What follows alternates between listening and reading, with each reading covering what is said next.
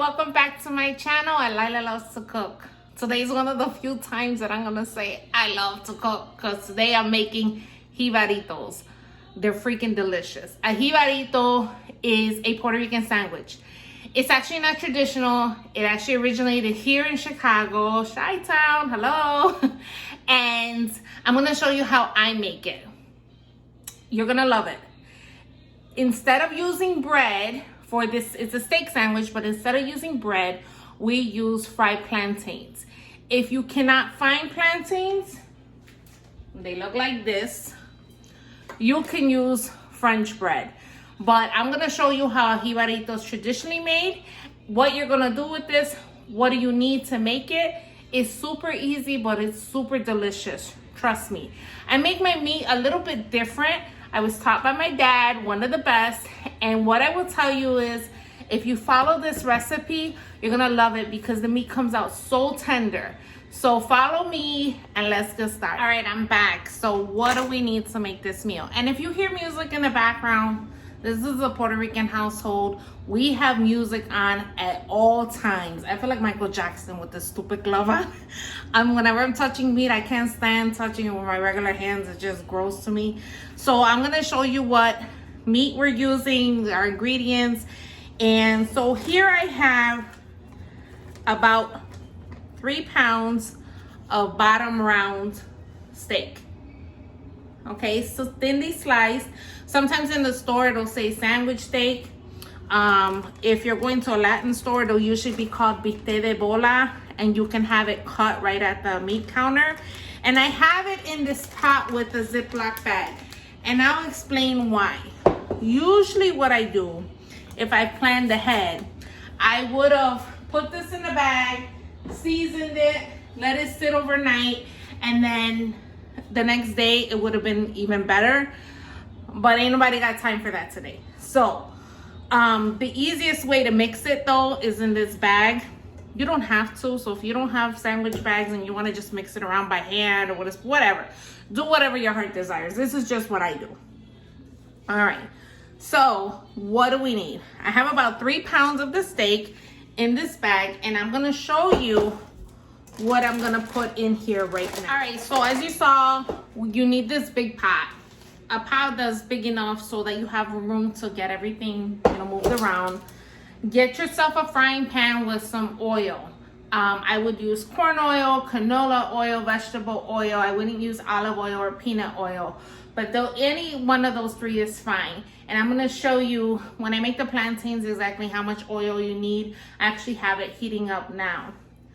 All right, you're going to need about 1/2 cup of vinegar. Okay, just white vinegar is fine. You're gonna need about 1/4 cup of olive oil. This is for the meat. I would not use corn oil, canola oil. It's just too heavy for this. So definitely extra virgin olive oil. Some lime juice, about 2 tablespoons. I don't know if you've watched my other videos, but lime juice is a trend for me. It helps to tenderize the meal. The meat, I should say. It gives it a little bit of tang, but also it tenderizes your meat. So if you make beef and you have issues with your meat coming out tough, try adding some citrus to it because it tenderizes your meat. And then speaking on citrus, another thing I add is naranja agria. This is a bitter orange marinade. You can find this in your Spanish food store. It is by Goya. If you don't have this, you can use orange juice. Honestly, I mean, it probably tastes a little bit different, but the point is that you're adding citrus to it. And I add about 2 tablespoons of this too for 3 pounds of meat. You're gonna use about 1 cup of water, just regular tap water is fine. 2 heaping tablespoons of minced garlic. If you don't have minced garlic and you have fresh garlic, that's okay too. I just use minced garlic because I'll be honest, I'm lazy. I work full time. I told you I don't like cooking. I work full time. My house is always spotless. I enjoy cleaning. I just don't enjoy cooking. And so any little shortcut that I could take, any little shortcut that you could take, do it. Because, I mean, the point is you bring something hot and fresh to the table. How it got there is totally on you. A packet of sazon. If you don't have sazon, you can leave it out. Don't go crazy looking for sazon. You can find this anywhere, really. But if you don't have it, it's okay. You can make it without it. I'm going to use adobo with the orange cap. And orange just means it has a bitter orange flavor. It's not so powerful that you're like, oh my God, what it is. No. It's just a hint of it. And if you don't have this and you have either the blue cap, which is without pepper, the red cap, which is with pepper, or the yellow cap, which is lemon pepper, you can make those. I just wouldn't use the green cap. It would have been probably easier just to say that in the beginning. But the green cap has cumin, and that's a little bit strong for what we're doing today. You're gonna use 2 Spanish onions. If you like onions, you can add 3. I add 2. I like them, but my family's not crazy about them. You don't have to eat the onions. You can take them out. What I like to do is I like to just dice them up. It doesn't even have to be diced up small. You could just cut it in rounds, like circles, or dice them up. Whatever you want to do is perfectly fine. There's no wrong or right way, because these are going to cook till they're tender anyway. And for me, I pretty much eat all the onions by myself because my family's not crazy about onions. You're going to use Mexican oregano, about a tablespoon of Mexican oregano. A little less than a tablespoon. You'll see what I'm talking about when I show you. But definitely don't do more than that, because I don't know if you've seen my other videos. Mexican oregano is very potent. So if you pass your hand and you put too much, it could be a really strong taste. So definitely be careful with this one. And again, if you can't find Mexican oregano, and actually McCormick makes this too, you could use your dried oregano. I always recommend just take your dried leaves, stretch them up like this, and throw them in. Nobody wants, like leafy stuff in their food. About a teaspoon of black pepper, just regular black pepper is fine. About a teaspoon, I would say about a teaspoon and a half of onion powder. Again, I don't measure. Don't pay attention to what's coming out there. That's just my child. Onion powder. I don't really measure, so when you see me putting the seasonings in, you'll see I have a better idea of how much I put in here. And then garlic powder, I would say about 2 teaspoons, but again, I could be wrong, so just pay attention to when I'm putting the seasonings in. If you see I don't really add salt, you're killing me. All right, and then garlic powder. Don't use onion powder. Don't use onion salt or garlic salt. I don't really use salt in my cooking unless it's rice, because Puerto Rican food has so many seasonings that the last thing you want to do is add salt. It really is not going to need it. So with the garlic powder, just watch when I put it in and you'll have an idea of how much. And then the one thing that I put that's very different that most people don't put, but I learned this from my dad, and trust me, you want to put this in. It gives it, anybody that I've made jibaritos for, or even this meat in general with like the rice on the side, they're literally like, wow, it tastes so different. This is why. Applesauce.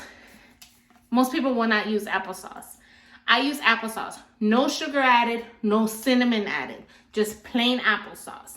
And you're gonna use, I usually use about, I would say for 3 pounds, I would probably use 1.5 cups of applesauce. And trust me, it's gonna add some flavor to your meat. A lot of times when I see people make jibaritos, granted, they probably taste delicious, but they pan-sear the meat. And beef tends to be tough. So the way I cook this meat, you're gonna see that when it's done, it breaks apart. You don't really want to pan-sear this kind of meat because it's tough. So you bite it in a sandwich, you're gonna bring the whole piece of meat with you. So follow what I'm doing, and it'll give you an idea of how you can make this meat. And if you don't want to make it with a sandwich, you can make it with white rice on the side and some beans or something. But that'll come, those videos will come another day. I am planning to make a white rice video and some other things that I got planned. So if you have any requests, definitely leave them down below. But I do see your comments, so those videos are coming. And then plantains. It's 1 plantain per sandwich. And here's what I want to show you. When you pick your plantains, you want them I'm getting a glare here, but you want them to be as green as possible. If they start turning yellow, that means they're starting to get sweet. And that means when you fry them, they're not gonna crisp, and you're not gonna be able to do this with them. So anytime you're picking plantains, if you're picking it for this meal, or if you're picking it to make fried plantains for like totones, and that's another video that I'm gonna make for you, you wanna get them as green as possible. And for the sandwich itself, you wanna make sure that you have a nice big toton, or plantain, because you don't want a small little sandwich, unless that's what you're planning to do, is make like little finger sandwiches. That's okay too. But if you want like a nice big sandwich, you want to make sure that your plantain is nice and big, and that it's wide enough, because sometimes they can be a little thin, and then the sandwich is going to be thin because you're going to flatten it. And then lastly, what I use to flatten my plantains is a tortilla press. You don't need to use a tortilla press. So if you don't have one, don't go out buying one unless you're gonna make this often. But this to me is one of the best things you could use. They do have Jibarito makers now, but when I started making Jibaritos, I've had this thing forever. I couldn't figure out how to flatten them, and they didn't make those presses. So I went and got a tortilla press, and I want to show you how I use this. You can find this in your Mexican food stores. You can find this on Amazon. And if you don't have this, what you can do is you can use, put your plantain on a plate and put a very hard pan on it and flatten it that way. You can use cookie pans. I've seen some people punch them. Whatever works for you, a rolling pin. All right, so we're ready to go. Here I have a cup of water, and again, it's just tap water. You don't have to use cold or hot. Tap is fine. We're gonna go ahead and add our vinegar. And when you see how easy this is, and again, this is a half cup of vinegar, white vinegar. You just throw it in like that. And I forgot to mention that you can put lettuce, tomato, avocado on the sandwich. That's what we usually do. Some people put a garlic sauce on the sandwich. I usually do, but because my sandwich has so much going on with the applesauce and stuff, sometimes I don't. It just depends on what mood I'm in. So today I'm not going to, but when I make the plantain recipe, I'll show you how to make that garlic sauce. All right, here's our cup of olive oil. And then we're gonna add our lime juice. Lime juice. And we're gonna add about 2 tablespoons. And again, remember, this is a tenderizer. So invest in a $1 bottle of lime juice. It's gonna save you so much time when it comes to making things like this. All right, and then our naranja aria, 1, 2, maybe 2.5, but, and if you don't have this, just use orange juice without pulp. That's okay. We're gonna go ahead and add in our adobo. If you're watching my channel, these are typically the staples that I use to cook with. And typically Puerto Ricans cook with regardless. All right, so we're adding about, I would say about 2 tablespoons of the adobo. And then the garlic powder, we're gonna go about 1 tablespoon. Onion powder, pretty much the same thing. This is the one you want to worry about, is the oregano. And this one I usually pour in my hand. So if I make a mistake, I can stop it before it goes in. So we're gonna add about 1 tablespoon, a little less than 1 tablespoon, a little palmful. But it makes a huge difference when you use oregano when you're cooking. And then with the black pepper, just like 1 teaspoon.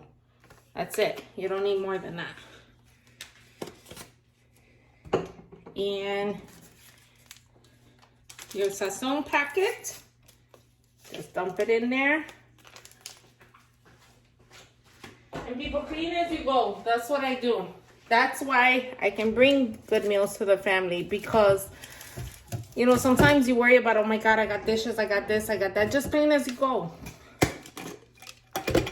Trust me. At the end of the day, you're going to be happy. And then I don't have a lot of applesauce left, so I'm just going to dump what I have in here. And I have probably about a cup and a half. And literally, nobody eats applesauce. My husband does once in a while, but literally the only thing I bought this for was for this meat. Anytime I make this meat, I always have to put applesauce in it. Lastly, we're going to put our garlic in there. And again, this is just minced garlic. And I put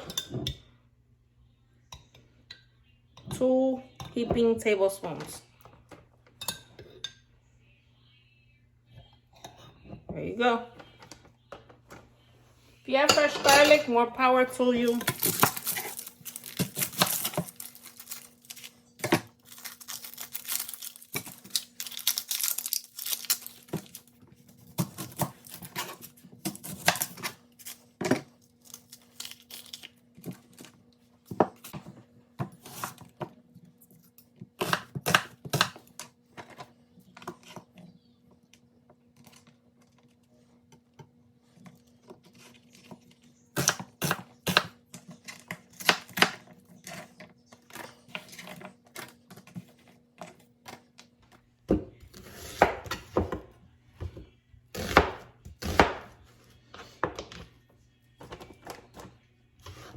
Alright, so this is how I just cut the onion in half. So I take the peel off, cut the onion in half, and then I just cut one time, twice time, that's it.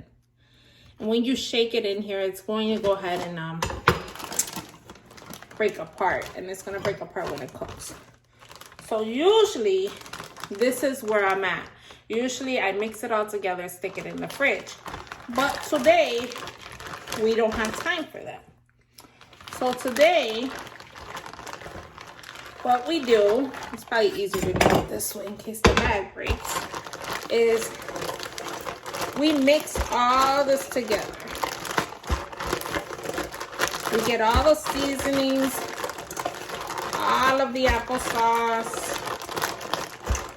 Everybody's in there, they're twerking, they're throwing a party. They're like, hey girl, how you doing? The sofrito's not here. Nah, girl, she's not coming today.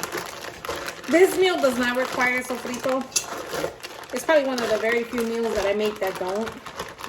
Unless it's like an Americanized meal, but even those, I still throw sofrito in. So sofrito's not invited to this party. She done pissed somebody off, so she can't come here. Don't forgive her next time.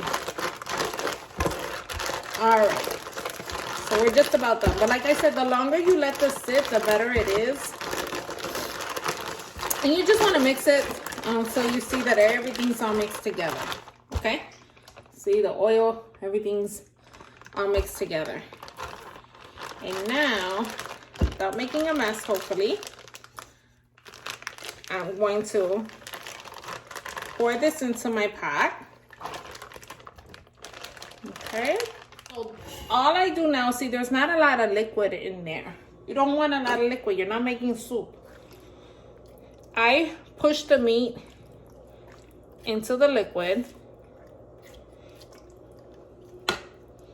like this, and I just let it sit like that. Okay, now is when I'm gonna put it on the stove, and the first thing I'm gonna do is I'm gonna put it on high, covered, so that it can come to a boil. So our meat is in our pan, and I put it on high, or I'm gonna put it on high, covered until I see that the liquid in there is boiling a little bit. Once it comes to boil, and I'm gonna show you what that looks like, then I'm gonna lower it down to about a low, anywhere between a low and a medium, and I let it cook About 40 minutes roughly. If it's longer than that, I'll tell you, until the meat is nice and tender. And what's gonna happen is your onions are gonna be cooked, the meat's gonna be nice and tender, and all that liquid is gonna cook down. So I'll come back to this when this comes to a boil. Now we're gonna start the plantains. All right, so I'm gonna give you a quick lesson on how to cut plantains. And for those of you, before you come back and say, oh my God, why is she showing us how to cook plantains? Because the reason I put these videos out is so that I could educate other people, because I wish there was YouTube when I was learning how to cook, you know, in the prehistoric ages. My mother was one of the best cooks ever, but she never let us touch her kitchen, anything in her kitchen, because she said we would dirty it. So my poor husband went through the worst of the worst and the best of the best, because he considers me one of the best cooks. I'm not trying to toot my horn. I'm just saying it comes with practice. It comes with, you know, constantly messing things up and then figuring it out and being able to watch other things. So, you know, 30 years later, here we are. I wish these type of resources were available for me. So I don't like to assume that people that watch the video know how to cut a plantain. What if you don't? A plantain is not like a banana. I mean, you would think common sense, but it's actually tougher than a banana, so you can't just open it and peel it like you normally would. What I usually do is I cut the ends off, and I've already rinsed this one. You want to rinse them under warm water because it helps remove the peel. And then so here's the grooves, right? So here's your little grooves. And what I like to do is I like to make slits on there. So have a really good knife, and don't use a serrated knife, you know, like this. Don't use a serrated knife. Use a flat knife. It makes it easier. So you get a nice clean cut. So I go down as close as possible, and then I'm basically trying to follow those grooves. See? It's not perfect, but just don't cut all the way through, just with the tip of your knife. Be careful, don't cut yourself. All right, so our slits are in there. Then you take your knife and go into one of the slits and lift the peel, okay? And it may be a little tough, but without breaking it, pull away. Because if you go too deep, you'll end up pulling the plantain with it. So pull up.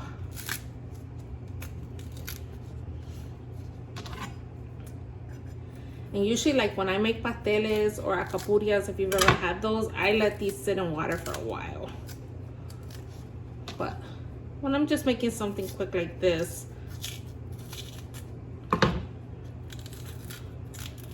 and I just do it right here. So let me forward through this, and then I'll show you when I'm done as to what it looks like. All right, if you get little pieces like this, you can just take the tip of your knife and slide it right off, okay? And that pretty much looks clean. Now, if you're gonna do a lot, so more than what I did today I just did 3, I would recommend you wear gloves, because green bananas, now that's not what I'm using green plantains, but green bananas, and we use that for other things, and green plantains tend to stain your hands. And if that happens,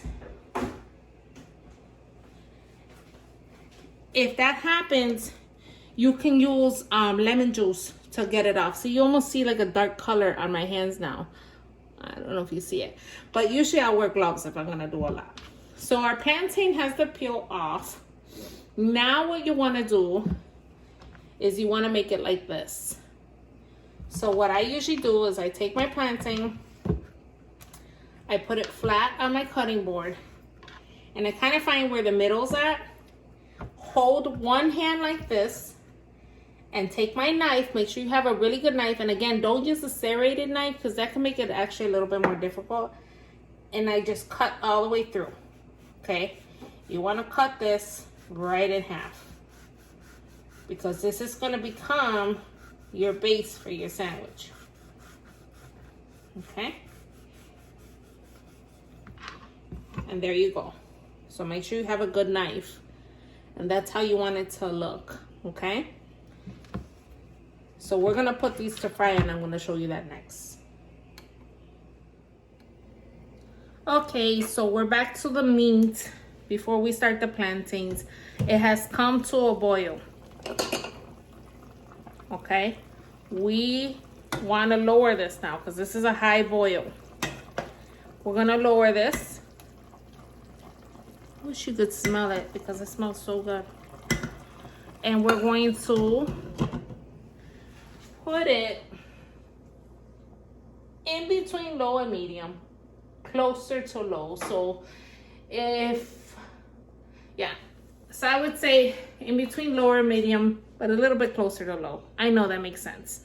And you just want it to just simmer. See how it's still boiling, and leave it covered. And you're gonna leave that there for probably about a good 45 minutes, sometimes up to an hour, just depending on, you know, how tough the meat was, because this is gonna get super, super tender. All right, I hope you could see, because here in my little, you know, ghetto kitchen studios, this is what I'm working with. So my oil is nice and hot, okay? And what I'm gonna do is, because this pan is just your typical like 9-inch frying pan, it's not that big. Sometimes I use a bigger one, but I want to have room for everything to be able to show you. I'm gonna put 2 in at a time. Just put it in slowly. You don't have to salt them or anything. And you're gonna cook them until they're golden. So I'm gonna let those cook, and I'm gonna come back and show you what it looks like when you're ready to turn it and when it's done. All right, so I just wanted to show you, I just turned the plantains. They've been cooking about 4 minutes on the other side, and that's what you want it to look like. You want it to be nice and golden, because basically you're cooking the plantain all the way through, but this is not the final step. You're just cooking it to make sure that it's not raw on the inside. And once you're done, we're gonna put them aside, and we're not gonna do the second fry until the meat is just about done. So we'll be back. So I just wanted to show you where my meat's at. It's been cooking for about a little more than 45 minutes, closer to like 55 minutes actually. See how the sauce has thickened up a little bit? Not thick, but just enough. And then I can literally cut the meat with this spoon. That's how tender it is. Look, I'm just literally just cutting it with the spoon. I went right through that big chunk there. It is super soft. All right, so I'm gonna show you how I flatten the plantains. So our plantains are fried. They're cooked all the way through. They're nice and golden brown. I'm gonna use my tortilla press. Again, if you don't want to make it with plantains, you can make it with fresh French bread. Plantains are not good the next day. They get kind of dry. So when I make a sandwich for my husband, I usually do it with bread.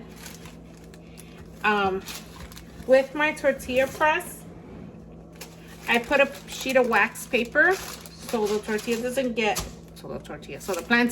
stuck.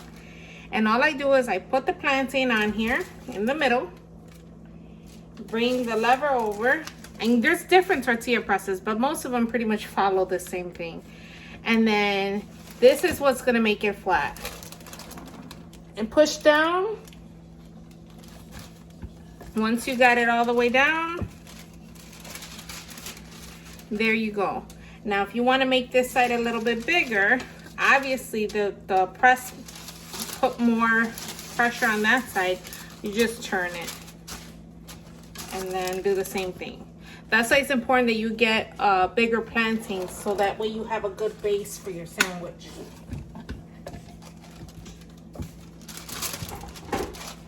And there you go. Now this is gonna be super soft because we haven't done the second fry yet.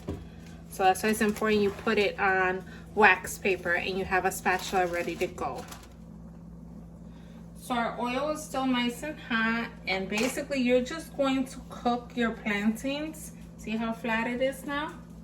Just for a couple minutes until they're crispy.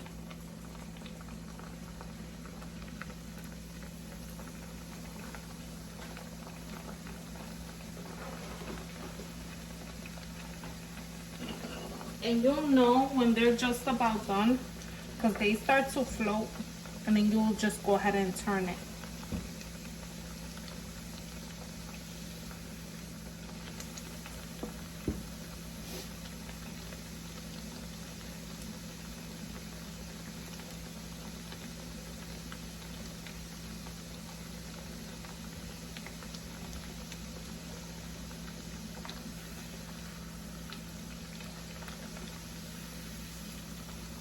So you see how it doesn't bend when you turn it? It's because it's nice and crispy on that side.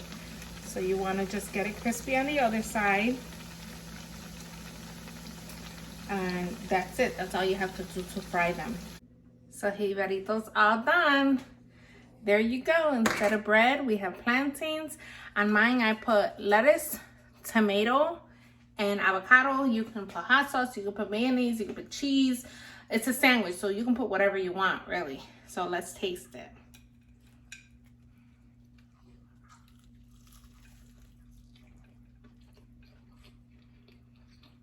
See how tender that meat is? It didn't come back with me.